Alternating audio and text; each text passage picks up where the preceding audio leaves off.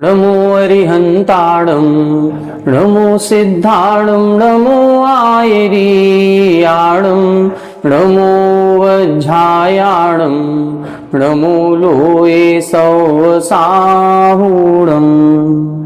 सिद्धं शुद्धं परमीय जिणिन्दवर्णेमि चन्दमकलङ्कं गुणरयणभूषणुदयं जीवस्य परुवणं बोच्छम। 1008 श्री मूलनायक आदिनाथ भगवान की जय। 1008 श्री गोमटेश्वर बाहुबली भगवान की जय। द्वासांग जिनवाणी माता की जय। आचार्य श्रेष्ठ आचार्य गुरुवर श्री 108 नेमिचंद्र सिद्धांत चक्रवर्ती महाराज की जय। आचार्य श्रेष्ठ आचार्य गुरुवर श्री 108 विद्यासागर जी महामुनि राज की जय। तीर्थ चक्रवर्ती जगत पूज्य निर्यापक श्रमण मुनि पुंगव श्री 108 सुधा सागर जी महाराज की जय। समस्त मुनि संघ की जय। आलोक मोदी स्वाध्याय सुधा यूट्यूब चैनल पर आप सभी दर्शकों का एक बार पुनः हार्दिक स्वागत, हार्दिक अभिनंदन।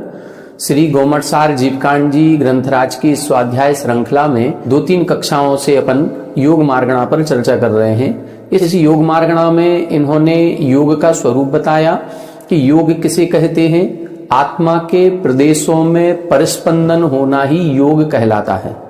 वह जो परिस्पंदन है वह 3 प्रकार के निमित्तों से हुआ करता है। कभी मन के निमित्त से, कभी वचन के निमित्त से, कभी काय के निमित्त से।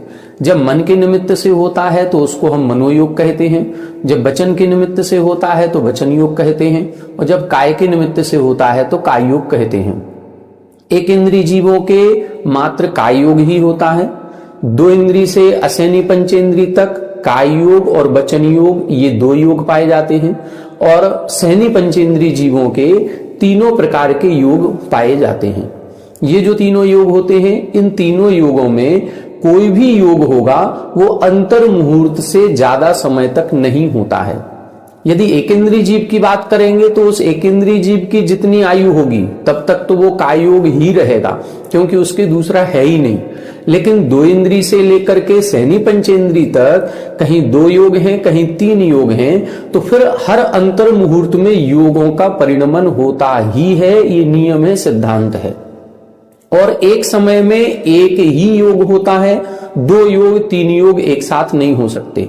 जिस समय मनोयोग होगा उस समय वचन योग काय योग नहीं होगा। जिस समय काय योग होगा उस समय मन वचन नहीं होगा। जिस समय वचन योग होगा उस समय मन योग और काय योग नहीं होगा।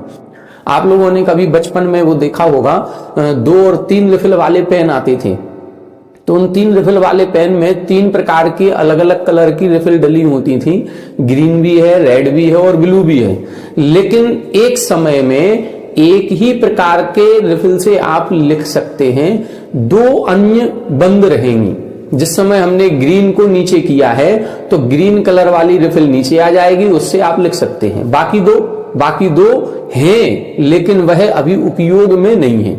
इसी तरह से यहां पर भी मन योग, वचन योग, काय योग, तीनों की क्रिया एक साथ हो सकती है। लेकिन तीनों की क्रियाओं के होने पर भी एक समय में एक ही योग कहा जाता है। ये जो योगों का परिणमन है ये बहुत फास्ट होता है।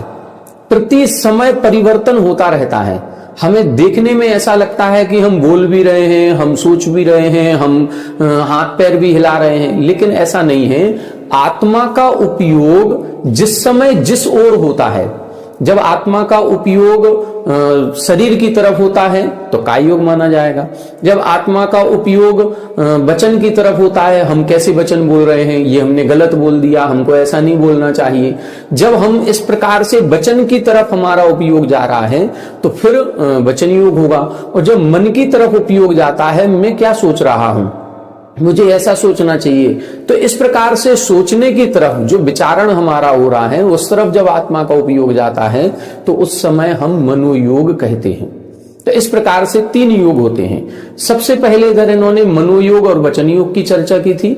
मन योग और वचन योग 4 प्रकार का बताया, सत्य, असत्य, उभय और अनुभय। फिर इधर अपन ने देखा था कि जब सत्य वचन योग की चर्चा की तो इधर इन्होंने ये लिखा था 10 विह सत्यम। तो 10 प्रकार के सत्य वचन होते हैं। वो कौन कौन से होते हैं इसको अपन ने पूर्व कक्षा में बड़े विस्तार के साथ समझा था। सबसे पहले जनपद सत्य, फिर सम्मति सत्य, फिर स्थापना सत्य, नाम सत्य, रूप सत्य, प्रतीत सत्य, व्यवहार सत्य, संभावना सत्य, भाव सत्य और उपमा सत्य। ये क्या कहलाते हैं, बड़े संक्षेप में अपन इसको समझ लें। किसी क्षेत्र विशेष में जो भी एक ही वस्तु के अन्य नाम प्रचलन में होते हैं उन सबको स्वीकार करना कि ये गलत नहीं है, ये भी सत्य है, ये कहलाता है जनपद सत्य। जब किसी क्षेत्र विशेष की मुख्यता से कथन किया जाता है तो वो जनपद सत्य है। दूसरा सम्मति सत्य का मतलब है जब बहुत सारे लोग मिलकर के कोई एक निर्णय ले लेते हैं तो फिर उसको हम सम्मति सत्य कहते हैं। अपन कहते हैं सर्वसम्मति से ये निर्णय लिया गया। तो सर्वसम्मति से यदि, जैसे कई बार आपने सुना होगा कि काली बिल्ली रास्ता काट जाती है या बिल्ली रास्ता काट जाती है तो अशुभ संकेत माना जाता है। तो पूज्य महाराज श्री के पास कई बार ऐसा प्रश्न आया कि ऐसा क्यों माना जाता है, तो बोले वहां के जो क्षेत्र के वासी लोग हैं उन्होंने सर्वसम्मति से ये स्वीकार कर लिया कि यदि बिल्ली रास्ता काट रही है तो ये अशुभ का संकेत है।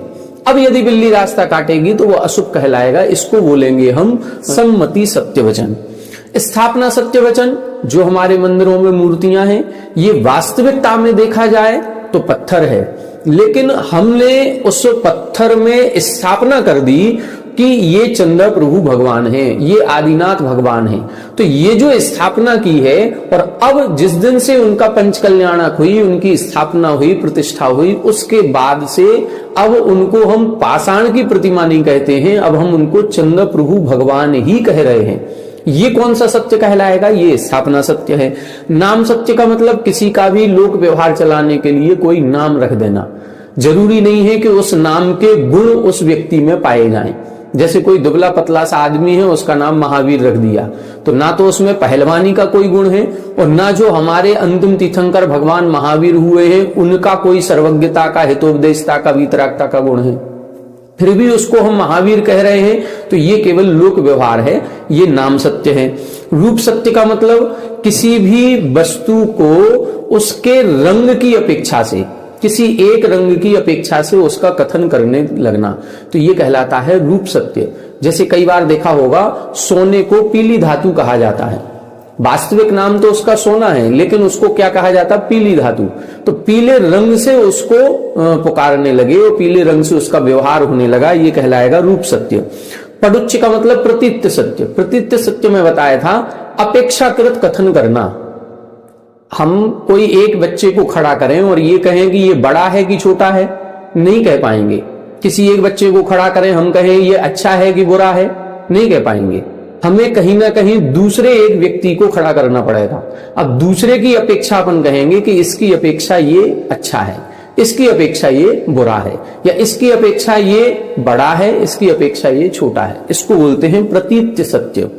व्यवहार सत्य किसे कहते हैं, तब व्यवहार सत्य में अपन ने देखा था जो नैगम नय आदि की जो विवक्षाएं लगाई जाती हैं, उन नैगम आदि नयों की विवक्षा से जो कार्य भविष्य में होना है उसको अभी वर्तमान में कह देना, या जो कार्य या जो घटना भूत में घट चुकी है उसको वर्तमान में कहना, ये सब व्यवहार कहलाता है। हम कह देते हैं दीपावली के दिन कि आज ही के दिन हमारे भगवान महावीर स्वामी को मोक्ष हुआ था, तो आज क्यों मना रहे हो, नहीं आज के दिन हुआ था इसीलिए आज हम मना रहे हैं। तो मोक्ष तो बहुत पहले हो गया, हजारों वर्ष पहले, लेकिन फिर भी आज का दिन वो पवित्र दिन है। ये जो व्यवहार किया जाता है इसको हम बोलते हैं व्यवहार सत्य। संभावना सत्य का मतलब जैसे इधर इन्होंने बताया था कि इंद्र में इतनी शक्ति है कि वो जम्मू द्वीप को पलट सकता है, तो ये शक्ति की संभावना है कि वो पलट सकता है। ना तो आज तक उसने पलटा है और ना कभी पलटेगा, लेकिन फिर भी उसके अंदर ये शक्ति है, उस शक्ति की संभावना से इनकार नहीं किया जा सकता है, इसीलिए इसको हम संभावना सत्य कहते हैं। भाव सत्य किसे कहते हैं, तो भाव सत्य के अंतर्गत बताया था कि जो अतीन्द्रिय पदार्थ होते हैं उन अतीन्द्रिय पदार्थों के भक्षण करने में कितना दोष लगता है और उन दोषों से कैसे बचा जा सकता है, तो ये अतीन्द्रिय ज्ञान का विषय है। उस पदार्थ को, मान लो कोई जमीकंद है, उस जमीकंद को जब अचित्त अवस्था में है तब और जब सचित्त अवस्था में है तब हम दोनों ही अवस्थाओं में देख रहे हैं, लेकिन हमको दोनों ही अवस्थाओं में ये ज्ञान नहीं हो रहा है कि इसमें अभी कितने जीव थे और अब कितने जीव बचे या अब ये जीव रहित हो गया। हम अपने इंद्रिय ज्ञान से उन जीवों को देख ही नहीं सकते। अब क्या करना है, अब अतीन्द्रिय ज्ञान वाले जितने हमारे केवली भगवान हैं उनकी बात को विश्वास करके उसको हम सत्यता रूप से व्यवहार में लाएं कि हाँ, इधर इन्होंने कहा है कि इस पदार्थ में इतने जीव हैं और यदि हम इसको गर्म कर लेते हैं तो ये जीव रहित हो गया। अब जीव ना हमको पहले दिख रहे थे ना अभी दिख रहे हैं, लेकिन फिर भी हमने उस आज्ञा को शिरोधार्य करके और फिर उसको गर्म करके अचित्त करके भक्षण किया है, तो हम पाप से बच गए। ये जो बात है, इस बात को स्वीकार करना ही भाव सत्य कहलाता है। जिसको हम द्रव्य रूप से नहीं देख सकते हैं उसको भाव रूप से स्वीकार करना ही भाव सत्य कहलाता है। उपमा सत्य का हमने बताया था कि जैसे पल्योपम, सागरोपम, ये जो उपमाएं दी जाती हैं, जब किसी संख्या का निर्धारण नहीं हो सके तो किसी अन्य पदार्थ से उपमा दी जाती है कि ये बिल्कुल वैसा ही है जैसा ये, तो इसको भी हमने सत्य मान लिया, ये उपमा सत्य कहलाता है। इस प्रकार से 10 प्रकार के सत्य वचनों को अपन ने देखा था। इस प्रकार 10 प्रकार के सत्य वचनों से सहित होकर के जो हम व्यवहार करते हैं वो सत्य वचन योग कहलाता है। अनुभव वचन योग के अंतर्गत 9 प्रकार की इधर इन्होंने भाषा लिखी थी कि जो आमंत्रणी आदि 9 प्रकार की भाषा है, वो 9 प्रकार की भाषा अनुभव वचन योग के अंतर्गत आती है। उस समय जो हम वचन बोल रहे हैं ना वो सत्य हैं और ना वो असत्य हैं। तो ऐसे कितने प्रकार के वचन होते हैं? ऐसे 9 प्रकार के वचन हैं और 9 प्रकार के वचनों का जो विवरण है, जो वर्णन है, जो विवेचन है, वो अब आगामी गाथाओं में आ रहा है। उसको अपन समझने का प्रयास करते हैं।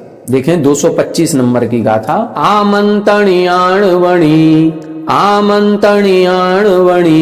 याचणीया पुच्छणीय पन्नवणी याचणीया पुच्छणीय पन्नवणी पच्चखाणी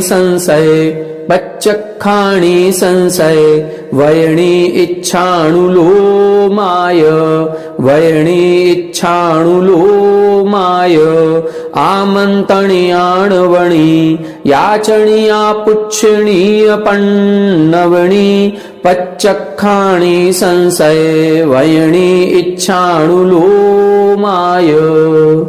देखें इस गाथा में जो 9 प्रकार के अनुभव वचन हैं, उन 9 प्रकार के अनुभव वचन में से 8 प्रकार के अनुभव वचनों का कथन किया गया। सबसे पहले लिखा आमंत्रणी यानी आमंत्रणी, दूसरा आणवणी अर्थात आज्ञापनी, तीसरा याचनी, याचनी का मतलब याचना करने वाले वचन। फिर लिखा है आपुच्छणी, आपुच्छणी का मतलब पूछने वाले, जिज्ञासावश जब हम कोई प्रश्न पूछते हैं तो वो पृच्छनी या प्रश्नवाचक रूप वचन कहलाते हैं। फिर पन्नवणी, पन्नवणी का मतलब प्रज्ञापनी, जिससे हमारा ज्ञान वर्धन होता है, ऐसे वचनों को प्रज्ञापनी वचन कहते हैं। पच्चखाणी, प्रत्याख्यानी, प्रत्याख्यानी का मतलब त्याग करने योग्य जो वचन होते हैं वो प्रत्यक्षाणी है। संशय वर्णी, संशय वर्णी का मतलब है संशयात्मक वचन, ये सही है कि ये सही है, इस प्रकार के जो वचन होते हैं वो संशय वर्णी। और इक्षानुलोमाय यानी इक्षानुलोमी, इक्षानुलोमी का मतलब है किसी भी पदार्थ की इच्छा करने वाले जो वचन होते हैं, ऐसे वचनों को हम अनुभव वचन योग कहते हैं। अब अनुभव वचन कैसे कहलाएंगे? देखें आमंत्रणी, आमंत्रणी का मतलब है किसी को भी बुलाना, यहां आओ। अब ये जो हमने शब्द बोला यहां आओ, ये सत्य है कि असत्य है? ना हम इसको सत्य कह सकते हैं ना हम इसको असत्य कह सकते हैं, फिर भी शब्द तो बोले हैं।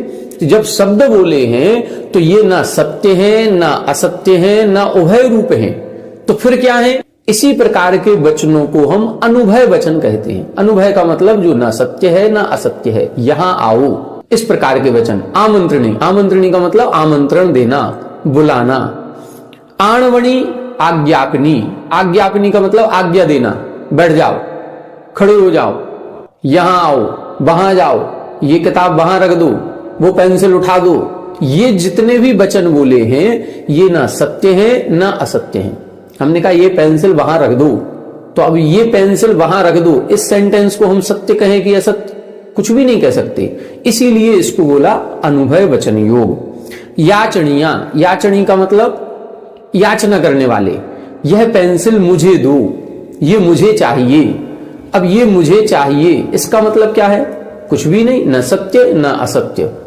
तो ये कहलाएगा याचना करने वाले, इच्छा करने वाले, मांगने वाले वचन। ये मुझे चाहिए, ये मुझे दो, ये कुर्सी ला दो, ये टेबल ला दो, ये कुछ भी, कोई भी पदार्थ है हमारे दिन भर में कहीं ना कहीं कुछ ना कुछ हम याचना करते रहते हैं। जब भोजन करने बैठे हैं, एक रोटी और दो, अब एक रोटी और दो, ये कौन सा सेंटेंस है? ये सत्य है कि असत्य है? बस ये अनुभय वचन के अंतर्गत आएगा। एक गिलास पानी ला दो, तो ये क्या है? ये अनुभय वचन योग कहलाएगा। आपुच्छनी, आपुच्छनी का मतलब है प्रश्नवाचक, प्रश्न पूछना। जैसे जिज्ञासा समाधान या शंका समाधान जो कार्यक्रम हो रहा है, उसमें कई प्रकार के इसी प्रकार के वचन होते हैं। प्रश्नवाचक, प्रश्नवाचक का मतलब हमें क्या करना चाहिए, हम कैसे अपने पुण्य को बढ़ाएं, हम कैसे पाप से बचें। तो ये जो प्रश्न हो रहे हैं, ये प्रश्न क्या है? ये आपुच्छनी कहलाते हैं। मैं क्या करूं, हमें क्या करना चाहिए। तो ये इस प्रकार के वचन क्या है? आपुच्छनी। पन्नवणी, प्रज्ञापनी, प्रज्ञापनी का मतलब ज्ञानवर्धक। ज्ञानवर्धक में जैसे ये गाथा जो लिखी है, इस गाथा में आमंत्रणी शब्द का क्या अर्थ है। अब ये हमें ज्ञान करने के लिए हम पूछ रहे हैं, तो हमने प्रज्ञापनी कहलाएगा, क्योंकि उसका ज्ञापन करना है। अब हमने ये प्रश्न किया कि महाराज श्री एक ये गाथा आई है और इस गाथा में 9 प्रकार के वचन का प्रयोग किया गया है, इसमें से एक आमंत्रणी शब्द है, इस आमंत्रणी का क्या अर्थ होता है। अब ये जो हमने प्रश्न पूछा है, तो आमंत्रणी का क्या अर्थ होता है। अब महाराज श्री इसका उत्तर देंगे कि आमंत्रणी का अर्थ क्या होता है। तो वो जो हमने प्रश्न पूछा वो प्रज्ञापनी वचन है, और जब उसका समाधान दिया जाएगा तो वो सत्य वचन कहलाएंगे, क्योंकि वो आमंत्रणी का सही सही अर्थ बतलाएंगे। इस प्रकार के जो वचन होंगे वो अनुभय वचन। तो पण्यवर्णी का मतलब प्रज्ञापनी। पच्चखाणी का मतलब प्रत्याख्यानी, प्रत्याख्यान का मतलब होता है त्याग। मैं आज से रात्रि भोजन का त्याग करता हूं। पहले प्रश्न पूछा, रात्रि भोजन के करने में क्या दोष होता है, कितना पाप लगता है। अब ये जो हमने प्रश्न पूछा है, ये प्रज्ञापनी हो गया या आपुच्छनी हो गया। इन दो में से कोई भी अपन लगा लें, क्योंकि हमने प्रश्न पूछा है। तो प्रश्नवाचक हमारा सेंटेंस हो गया, रात्रि भोजन करने में क्या दोष है, ये प्रज्ञापनी। रात्रि भोजन हमें करना चाहिए कि नहीं करना चाहिए, ये आपुच्छनी। अब क्या हुआ, अब उत्तर मिला। उत्तर मिला तो उसमें रात्रि भोजन से संबंधित जितने दोष थे वो सारे दोष बता दिए गए, जो आगम से सटीक बैठ रहे थे। अब जब बता दिए गए, हमारे दिमाग में बैठ गई बात, तो हमने अब कहा कि महाराज श्री आज से मैं रात्रि भोजन का त्याग करता हूं, अब आज के बाद मैं कभी रात्रि में भोजन नहीं करूंगा। ये जो सेंटेंस बोला, ये प्रत्याख्यानी वचन कहलाए। ठीक है, तो दोनों तीनों वचन एक साथ हो रहे हैं। जो हमने प्रश्न पूछा, उस प्रश्न में भी 2 प्रकार के वचन हो गए, वहां से जो उत्तर निकला उस उत्तर में सत्य वचन हो गया, और फिर हमने एक प्रत्याख्यान रूप जो वचन किया, तो वो प्रत्याख्यानी वचन। इसी प्रकार से प्रत्याख्यानी मनोयोग भी होगा, क्योंकि हम उसका त्याग जैसे जैसे हम सुनते जा रहे हैं कि रात्रि भोजन त्याग करने में इतना दोष है, इतना पाप है, तो हमारा मन प्रश्न का उत्तर सुनते सुनते अंदर से हमारे मन में ऐसा आ रहा है कि अब मैं इसको त्याग करूंगा, अब मैं इसको त्याग करूंगा। इसी का नाम है अनुभय मन योग, क्योंकि उधर अनुभय मन योग हो रहा है, ना वो सत्य सोच रहा है ना असत्य सोच रहा है, बस वो तो त्याग करने की सोच रहा है। और जैसे ही मुख से कह दिया तो ये कहलाएगा अनुभय वचन योग। कौन सा? प्रत्यक्षाणी यानी प्रत्याख्यानी वाला। फिर है संशय वर्णी। संशय वर्णी का मतलब संशयात्मक। अब हमने कोई क्रिया की और उस क्रिया के करने में महाराज श्री ये बताओ, ये पाप रूप क्रिया है कि पुण्य रूप क्रिया है।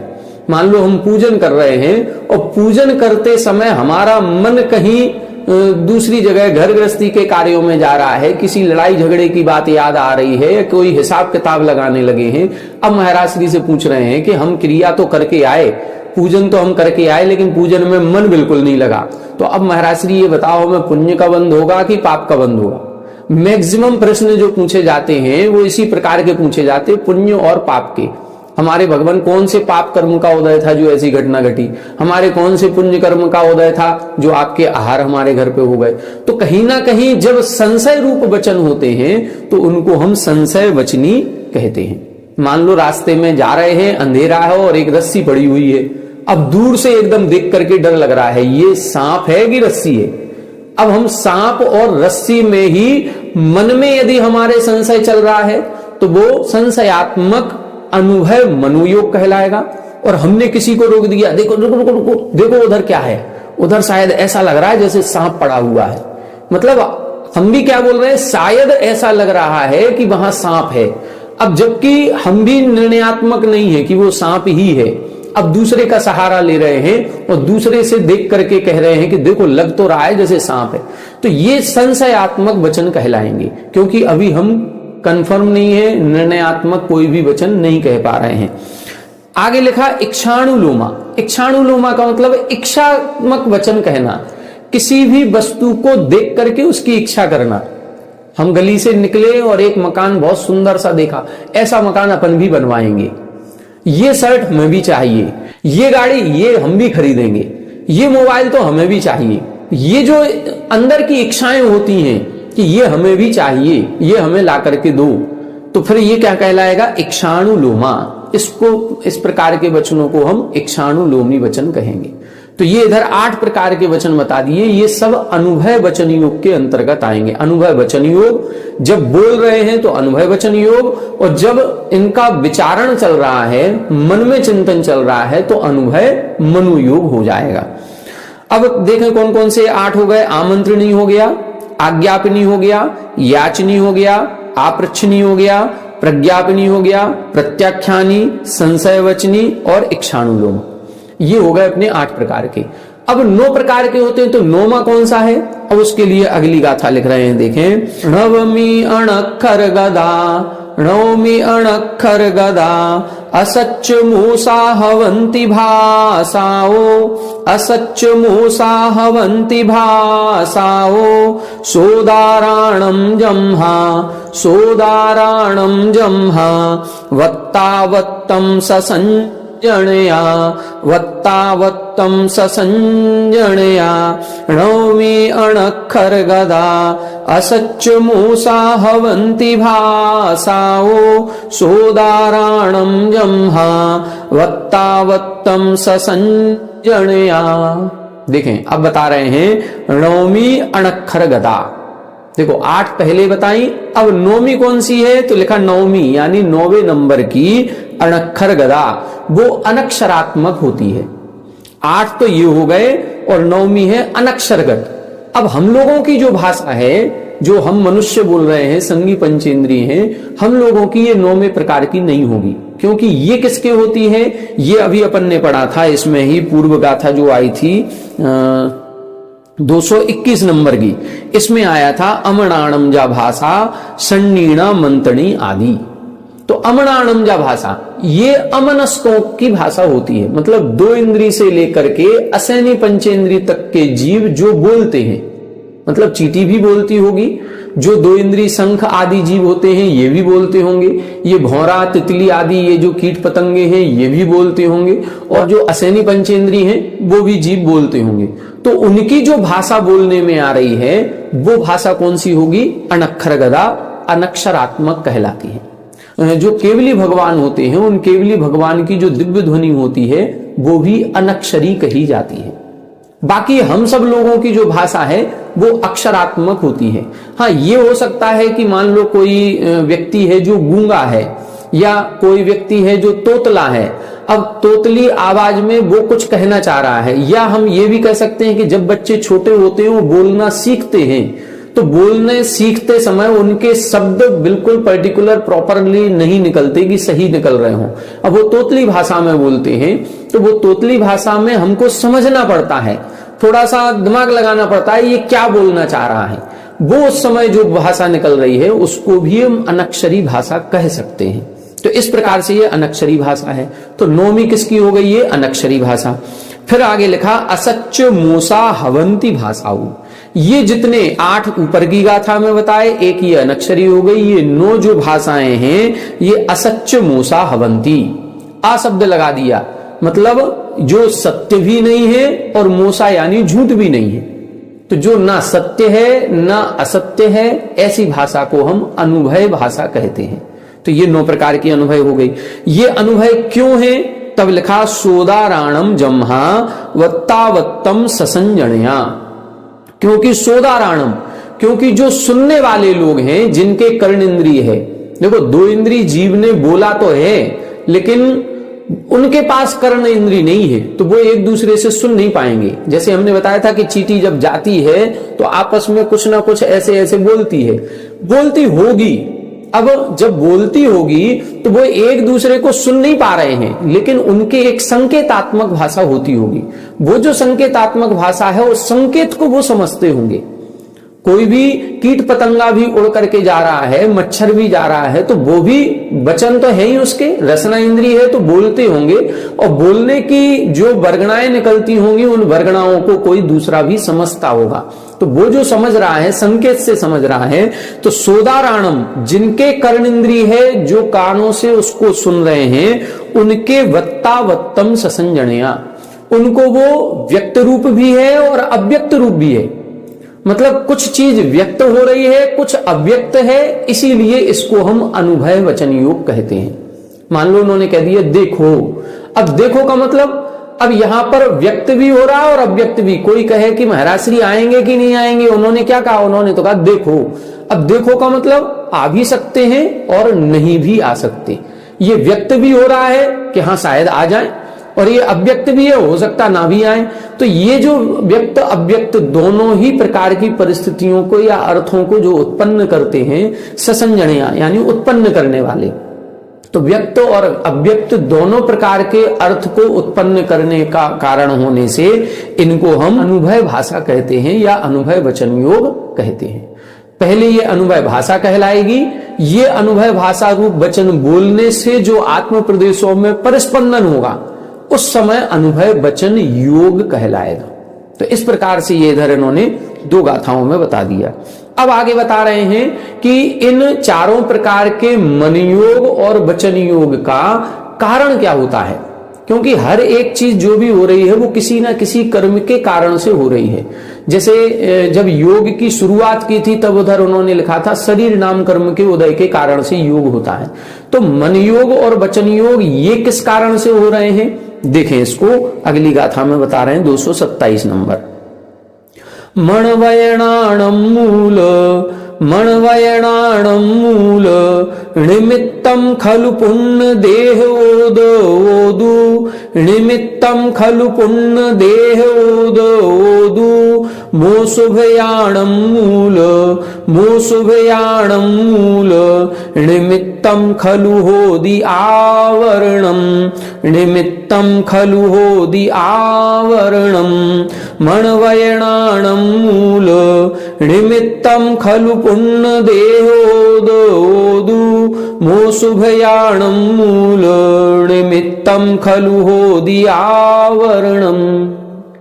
देखें इधर अपन देखेंगे कि जो मन योग और वचन योग 4 प्रकार का बताया, सत्य असत्य उभय और अनुभय। अब इन चारों में से देखें, हमने एक दिन पूर्व की कक्षाओं में बताया था कि जो केवली भगवान होते हैं उन केवली भगवान के सत्य मनोयोग, सत्य वचन योग, अनुभय मनोयोग और अनुभय वचन योग पाया जाता है। और जो असत्य और उभय है ये 12वें गुण स्थान तक ही रहता है। मतलब इन 4 योगों में से सत्य असत्य उभय अनुभय में से असत्य और उभय ये 2 प्रकार के तो 12वें गुण स्थान तक है, और जो सत्य है और अनुभय है ये 13वें गुण स्थान तक है। जब अपन ने मार्गणा शुरू की थी तो हमने मार्गणाओं के सबके गुण स्थान लिखवाए थे। जब उसमें ये इस प्रकार से गुण स्थान हमने लिखवाए तो 1-2 जन के हमारे पास फोन भी आए, उनके मैसेज भी आए कि आखिर ऐसा क्यों कि 2 प्रकार के योग तो 12वें गुण स्थान तक हैं और 2 प्रकार के योग 13वें गुण स्थान में हैं। अब इसको अपन समझें, इस गाथा में उसका पूरा उत्तर स्पष्ट अच्छी तरीके से दिया हुआ है। यहां अपन को यह समझना है, नीचे की लाइन देखें, मोस उभयाणम मूल निमित्तम खलु होदि आवरणम।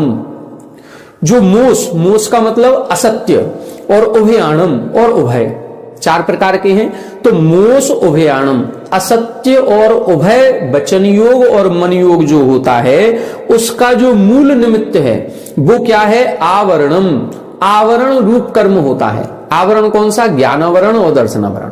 तो ज्ञानावरण कर्म का उदय है। इस ज्ञानावरण कर्म के उदय के कारण ही हमारे से असत्य वचन निकलते हैं और उभय रूप वचन निकलते हैं।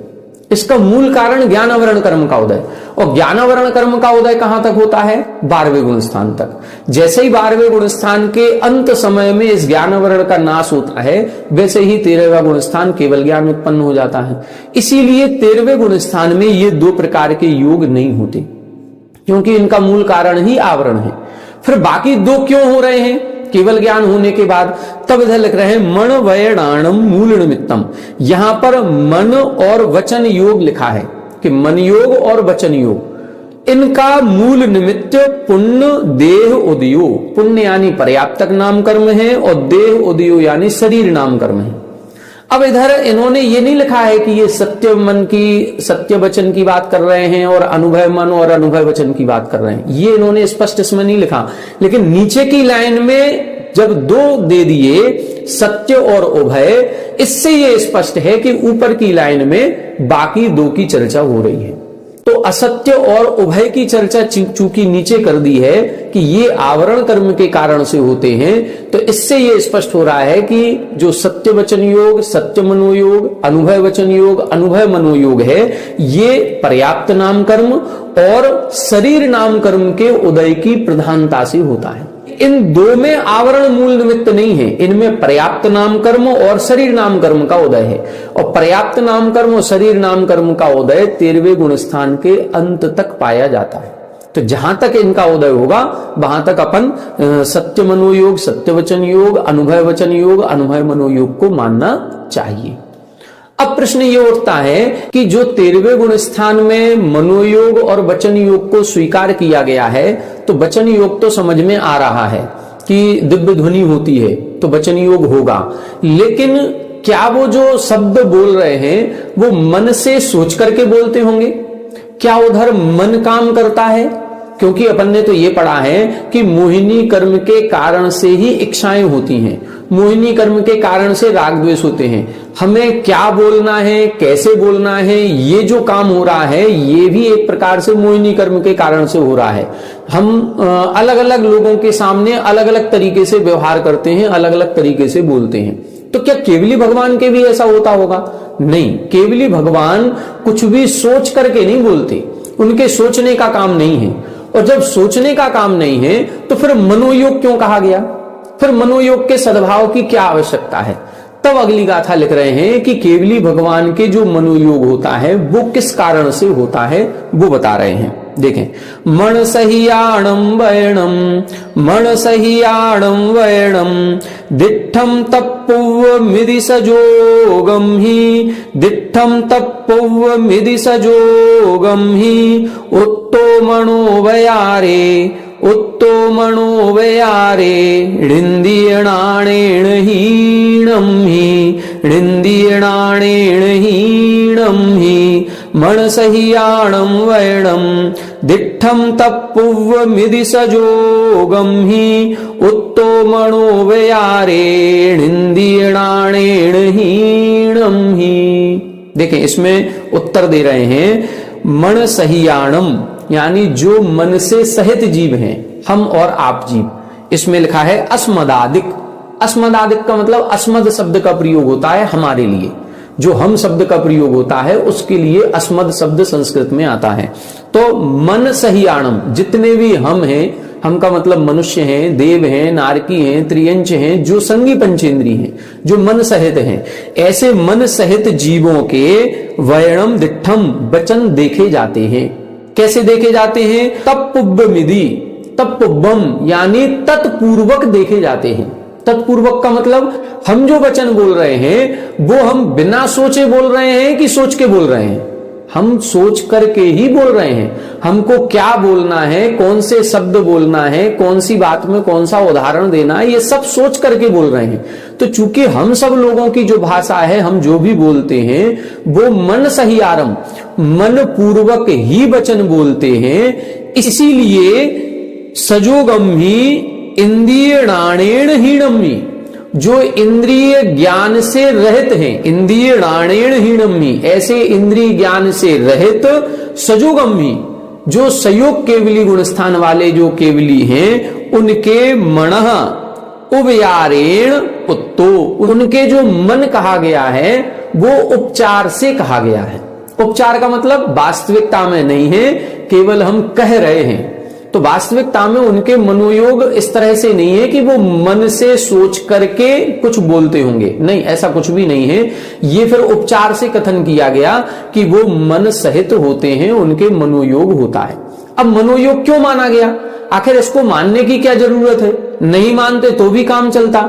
इसका उत्तर अगली गाथा में दे रहे हैं। देखें अगली गाथा, अंगो वंगोदयादो अंगो वंगोदयादो दौवमणट्ठम जिणिंद चंदम ही, दौवमणट्ठम जिणिंद चंदम ही, मणवग्गण खंधाणम, मणवग्गण खंधाणम, आगमनादो दुमण जोगो, आगमनादो दुमण जोगो, अंगो वंगोदयादो दौवमणट्ठम जिणिंद चंदम ही, मणवग्गण खंधाणम, आगमनादो दुमण जोगो।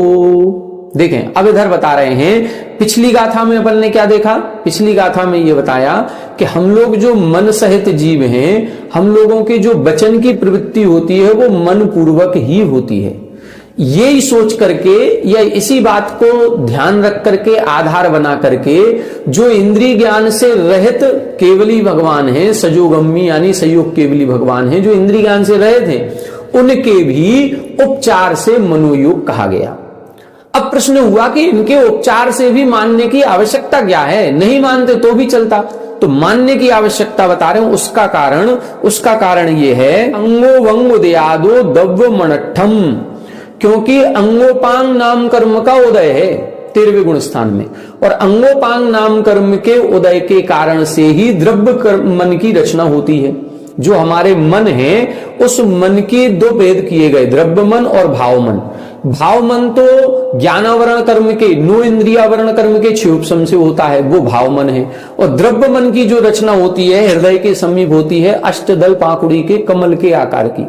ये जो द्रव्य मन की रचना है ये अंगोपांग नाम कर्म के उदय से होती है, और अंगोपांग नाम कर्म के उदय के कारण ही, शरीर नाम कर्म के उदय के कारण ही, इन दो कर्मों के कारण ही उस द्रव्य मन की रचना करने के पुद्गल स्कंधों की, उन नो कर्म वर्गणाओं का आगमन होता है, और उन नो कर्म वर्गणाओं के आगमन से द्रव्य मन की रचना होती है। तो इधर बता रहे हैं, अंगोवंग उदयादो, अंगोपांग नाम कर्म के उदय से दव्वमणट्ठम, जो द्रव्य मन है उस द्रव्य मन के योग्य मणवग्गण खंडाणम आगमनादो, जो मनोवर्गणा है उस मनोवर्गणा के खंडाणम यानी स्कंधों का आगमनादो, आगमन होता है।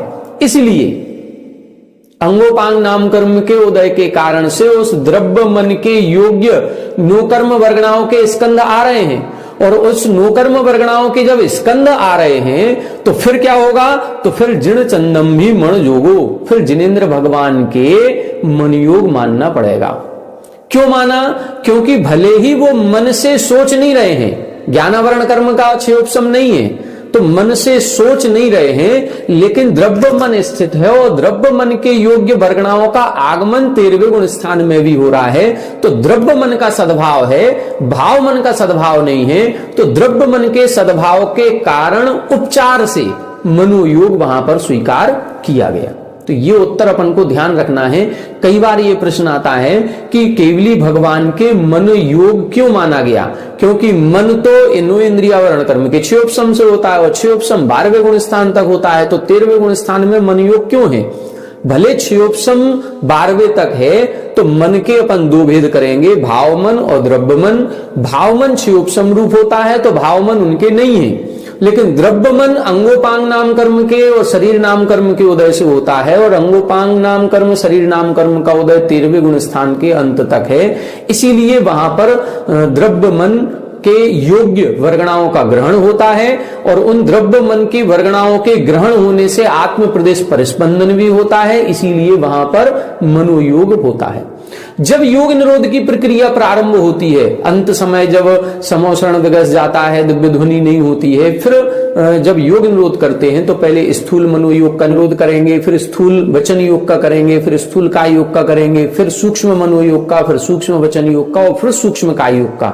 जब सूक्ष्म काय योग बसता है तब जाकर के वो तीसरा शुक्ल ध्यान करते हैं और उसका भी निरोध कर देते हैं। तो ये योग निरोध की आखिरी प्रक्रिया होती है। तो इन 3-4 गाथाओं में इन्होंने बड़ा अच्छा स्पष्टीकरण दिया है कि 13वें गुण स्थान में मनोयोग क्यों है, उपचार से है तो उपचार से भी क्यों है, उसका कारण, दोनों भी कारण इधर इन्होंने स्पष्ट कर दिए। यहां तक मनोयोग और वचन योग का प्रसंग पूरा हो गया। अब आगे की जो गाथाएं आएंगी यहां से काय योग का वर्णन प्रारंभ होगा। काय योग के 7 भेद हैं, औदारिक, औदारिक मिश्र, वैक्रियक, वैक्रियक मिश्र, आहारक, आहारक मिश्र और कार्मण काय योग। तो 7 प्रकार के काय योग हैं। हम आपके कौन सा होता है, आहारक काय योग किसके होगा, कार्मण काय योग की क्या विशेषताएं हैं, तेजस शरीर को योग क्यों नहीं माना गया, ये सारे प्रसंग अब यहां से प्रारंभ होंगे। तो आगामी कक्षाओं में उन गाथाओं का अपन अध्ययन करेंगे। आज की कक्षा में इतना ही। आप सभी हमारे साथ बने रहें। सभी को जय जय।